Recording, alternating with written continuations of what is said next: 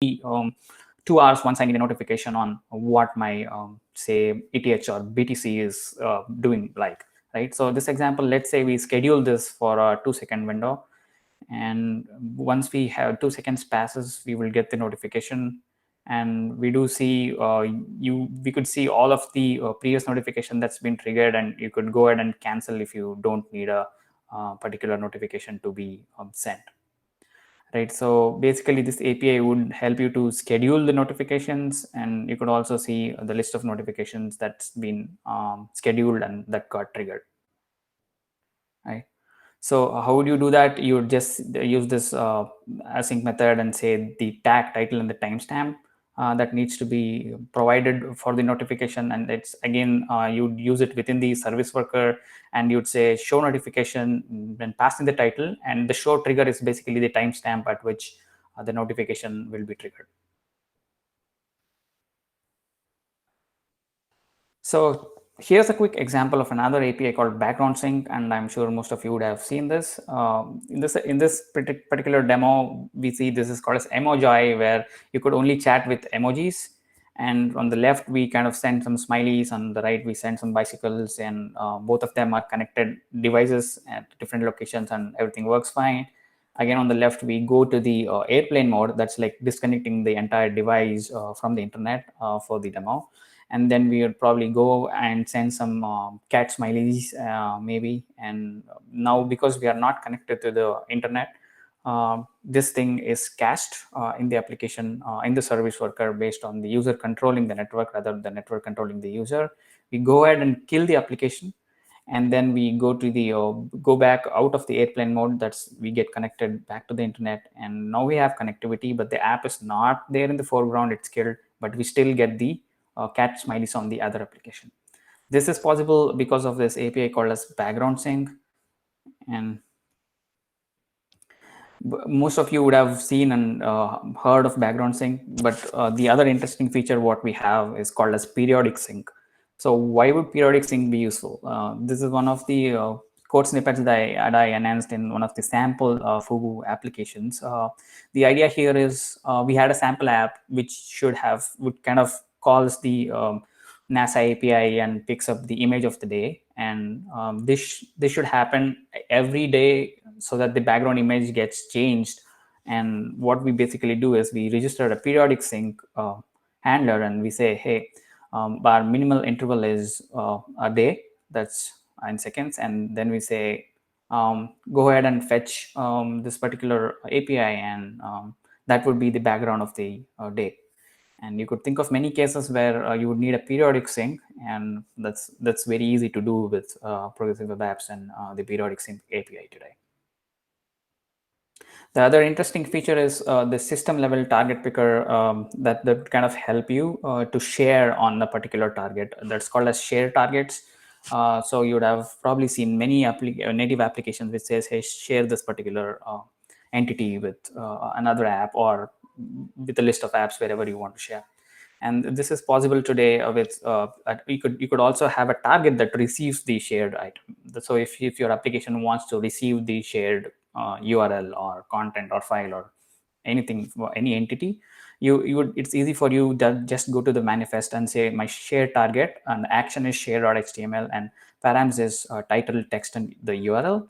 And the share.html, what we see in the action is just an regular HTML which says on load. You could just do an window location toString, and you would get the from the search param you get the name, description, and the link. So your target, in this case the share target test, can receive what's been shared by other applications. So in 2017 I had posted this in one of the spec repos saying that, hey, would it be nice if we have something like an app shortcut or actions like how we have in native apps? And if you normally if you do a long press on a native app, it could show a certain set of app shortcuts, right? So the question was like, hey, would it be good to have such feature? And today we do have that, and it got proposed by a few other folks, and it was formally proposed into a spec, and now we have it on live. Here's how we would do it. In the manifest, you would just say shortcuts and then say my name, description, URLs, and give an icon, and you could have multiple shortcuts For example, this is a progressive web app here, the Twitter application, which has these shortcuts for direct messages, notifications, or if you want to search for tweets or make a new tweet, right? And all of these can open up a particular location in your progressive web app, and the user can quickly interact with it. And here is an example where you can verify your device by sending an OTP. The OTP that gets received is read by the application, and here the web app is showing an inline prompt saying, "Hey, should you allow the browser to read your OTP? Should you would you like to allow it so that it can read your SMS and fetch that particular OTP? If you allow, then it would be able to read the OTP and then probably digest it and proceed based on the business requirement." So this kind of an flow we would have seen in many native applications where they will probably ask you an OTP for login or verifying your device or linking another device. So all of this is possible today in web using the Navigator Credentials API. You could do a get OTP and you could say the transport is SMS, and this abort signal is just for like canceling out if on a particular timeout if the OTP doesn't arrive. So you could say the OTP time limit is this, and if the OTP did not arrive in this, it would probably resend the OTP or do whatever is needed for that particular flow. So you could easily check if the feature is available or not in the browser, which just not of navigator.sms. And if it's present, you could say navigator sms receive. It's a promise space API on which you would get the content. So based on that, you could process the content and see and send it back to the server and say if that was the same OTP that the device received, and you could verify the device and do whatever is required for that particular API. So the other example we are seeing here is the contact picker API. So from web today, you can pick and choose contact, and you can go to the granular details of whether you have to select multiple or select single, and what is that you need to select. Here is a quick example. What we are saying here is to the navigator contacts, we are saying select props and ops.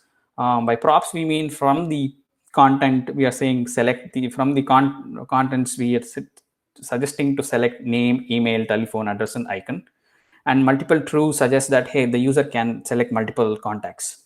So when the user goes ahead and selects the contacts, whatever we get here is that JSON, which includes the name, email, telephone, and whatever we supplied as props. All of them are there in contacts, and you could read and do the rest. Of course, this is also driven by permissions, and the key factor here is it would only work on an action.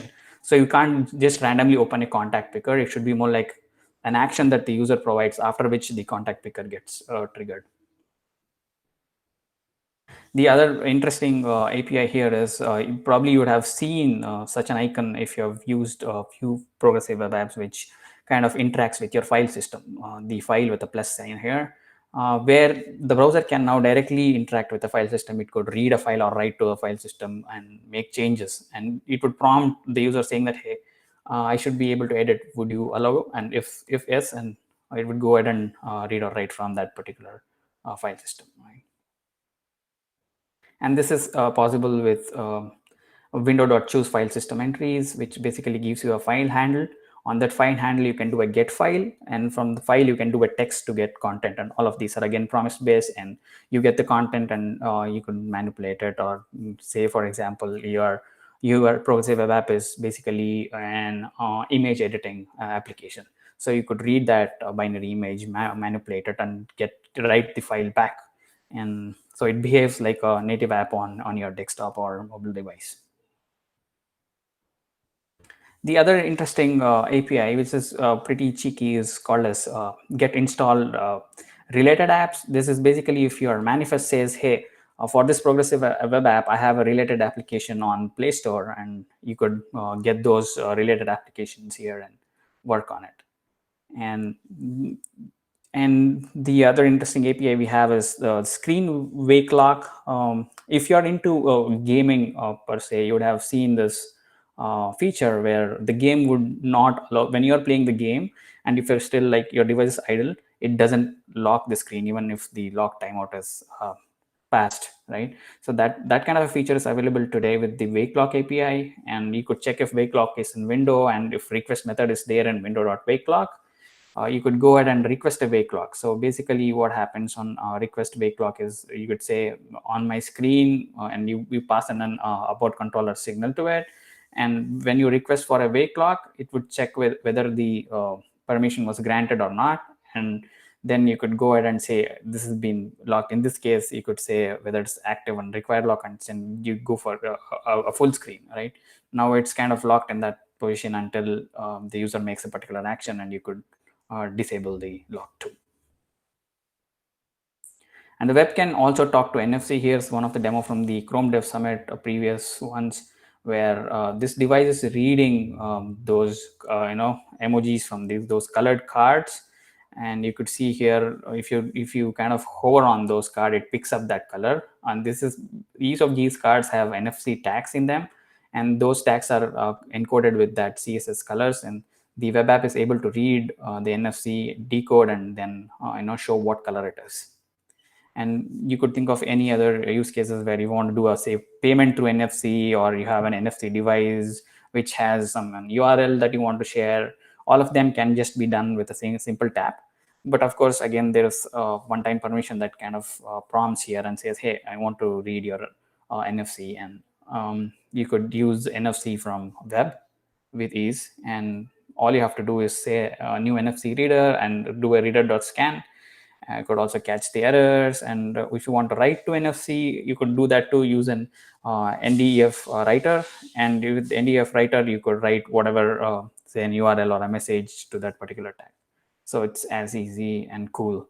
And it's just simple few lines of code. You could enable your applications to be NFC ready. And the same thing is possible also for us to read via USB. In this example, we are talking to the 32A Adafruit microcontroller. We could just connect and disconnect. It kind of lists all the devices that is connected to USB. In this case, there is only one device. It gets selected, and you type in hello and then pass in, and you could see hello that's been displayed on the USB microcontroller with the OLED display, right? So all of this is happening through web, and web can easily connect to USB too. And that's done using navigator.usb.get devices. This basically kind of gets all the devices that's connected to your say your desktop, or if you have a mobile device, and all the USB devices. And sorry, I'm like running out of battery. This is the right slide where I'm running out of battery. And yeah, so basically after that, you could filter on vendor and product ID and pick up only what is needed for your use case. And you could get all the metadata information and connect to it on serial ports and send data to it and do all of what is needed for USB. And the web can also connect to Bluetooth, navigator.bluetooth or request device. And in this case, you need to say what exactly you need from the device. In this case, it's more like monitoring your, suppose you have a Fitbit band or something like that, which is connected to Bluetooth, and you want to read the particular signal service. And you could say, in this case, you say, hey, I want to get the battery service for a particular Bluetooth device. You could then go ahead and connect to it, and you would be getting those battery values, as in what's the percentage of the battery is like. So all of these services are, you have to filter and pick and choose what you want. And this, after you connect, you would be getting the data from the server on what the Bluetooth is emitting. So the other cool API I would like to talk about is called as context indexing API. Don't confuse this to be more like a search related API, but it's more like a context indexing. What do I mean by that is, say if your particular progressive web app has download feature, say it's like an YouTube player, but you can download the content and keep it on your disk, right? And so but with this API, you can index all of those downloaded contents so that it can help further in identifying, finding, and searching and all of that. So it is just meant for indexing. And for indexing, you can specify a particular ID and then give an URL, launch URL, title, description, and all the metadata that is needed. And interestingly, you can break them down into categories like homepage, articles, videos, and audios. And So all of them are indexed in that particular category, and it's easy for you to surface it out on the UI, and as well probably later on, apply search on it. So this is another interesting API where you could read and decode, say QR code or barcodes. And if you see here, it just decoded that QR code and it said the raw value is to Wikipedia, and it went to the barcode and it read and gave the raw values for those barcodes. And all of this is happening from the browser, and it's using the device's camera, and then it's going and detecting whether it's a barcode or a QR code, and decoding it for us.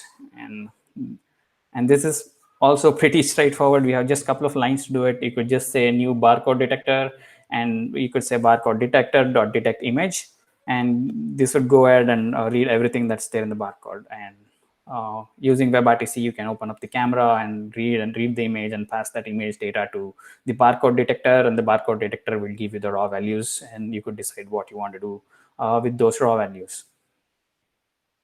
And finally, as we have 1 minute left, this is an other interesting API for face detection. Here's one of the early Google employees. We see Sergey Brin and Larry, and it is kind of, if you see this red box around the faces, it's able to detect the faces and mark them with a red border.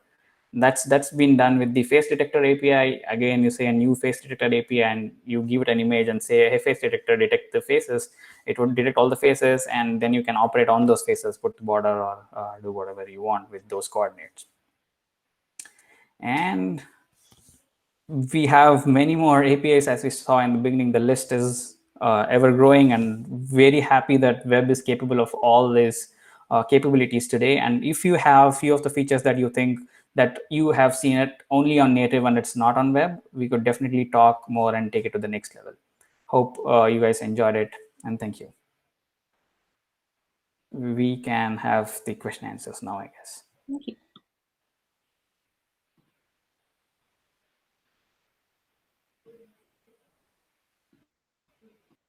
Thank you for the presentation. Thank you so much, Hemanth.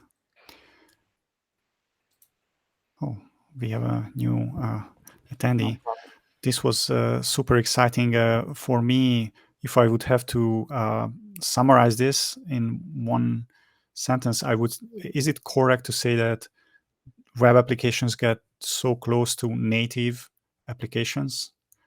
Like there's a way to have your PWA installed into the App Store, the Play Store. Yes, this is crazy how far we've gone. Yeah. I'm curious if anybody has any questions.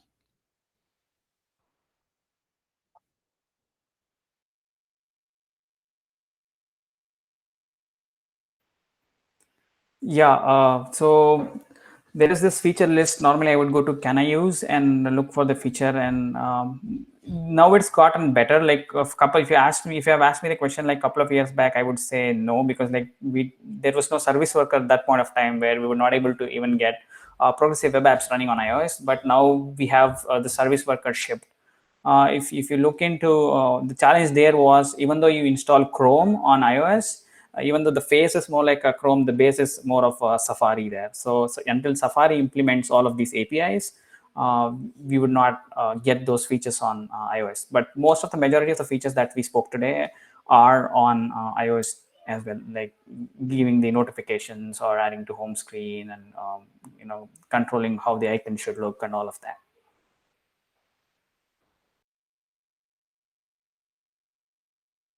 I had a question I put in the chat. Are the Codepen still out there for like the barcode detector API? I clicked mute too many times. Are the Codepen still available for the barcode detector API? Yeah, I'll probably pass it on after this session. As the session goes forward, I'll pull those links for barcode detector or likes, and I'll pass it on to you in the chat.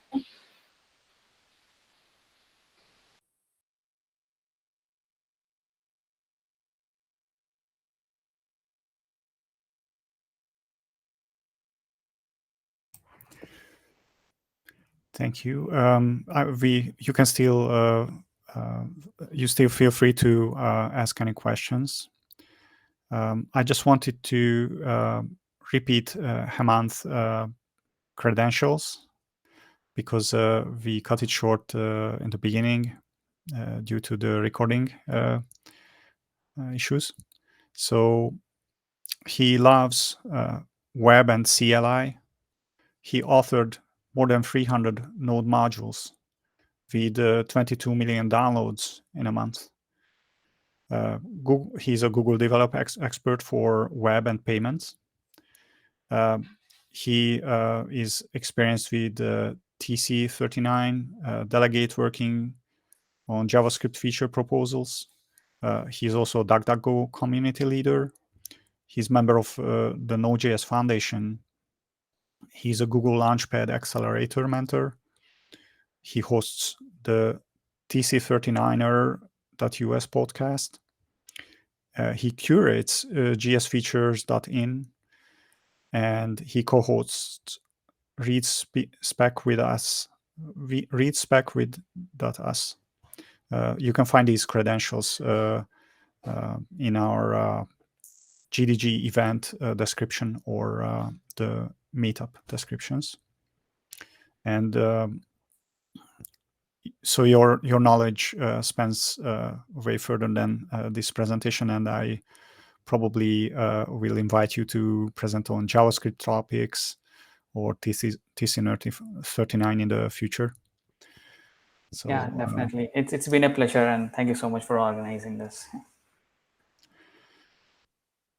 Yeah, I just remember many years ago, I created an application for an Earth Day event where I was using, I am doing QR code reading, but this QR code reader wasn't available. So I needed to implement my own QR code detection logic. Of course, I used some library, but I had to go through some iterations and tries. So this is super sweet to just have it at hand like that.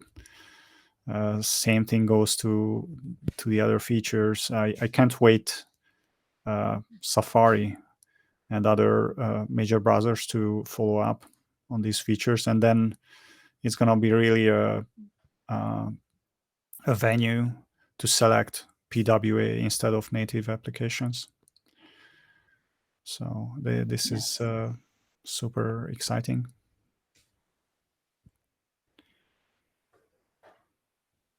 And still feel free to ask any questions if you have on that topic. Maybe I have a question. Will the slide deck be available to us? Or maybe I missed. Maybe someone has a question. No. Sorry. Maybe I missed. I'm not sure. No. It was mostly on the Codepens is the last question what we had, I guess. I will be passing that, and for the slides, as part of being GD, I kind of got access to a few of the contents that was probably there in web.dev and likes, and I had reached out to the authors to use those, and I can probably talk with them if it's okay to share the slide along or make it public. And most of them are in public in different parts, but I just need to confirm on how we should go about that.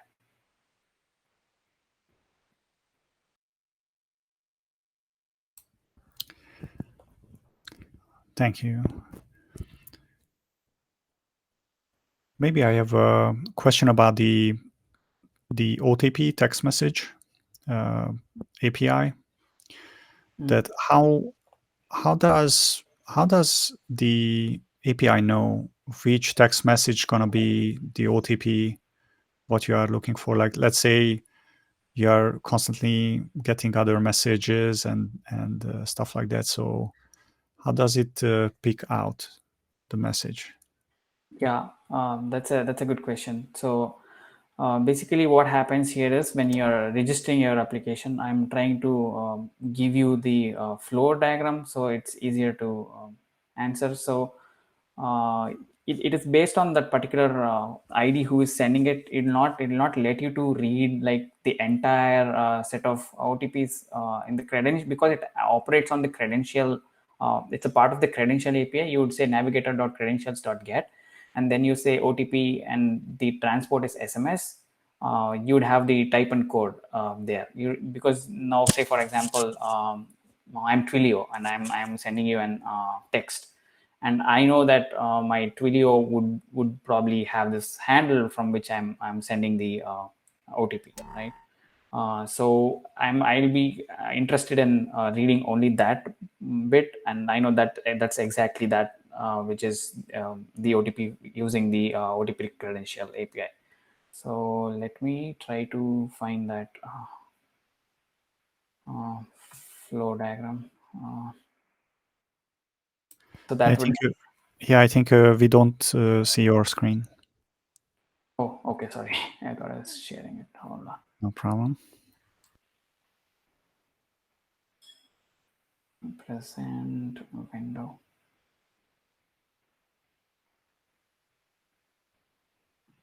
Yeah, I think you're able to see it now.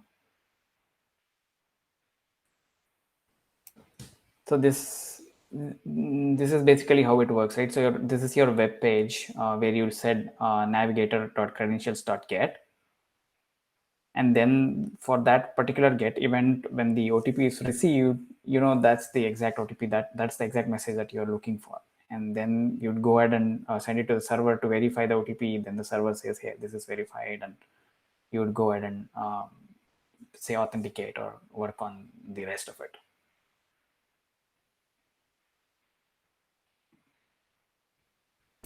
Gotcha.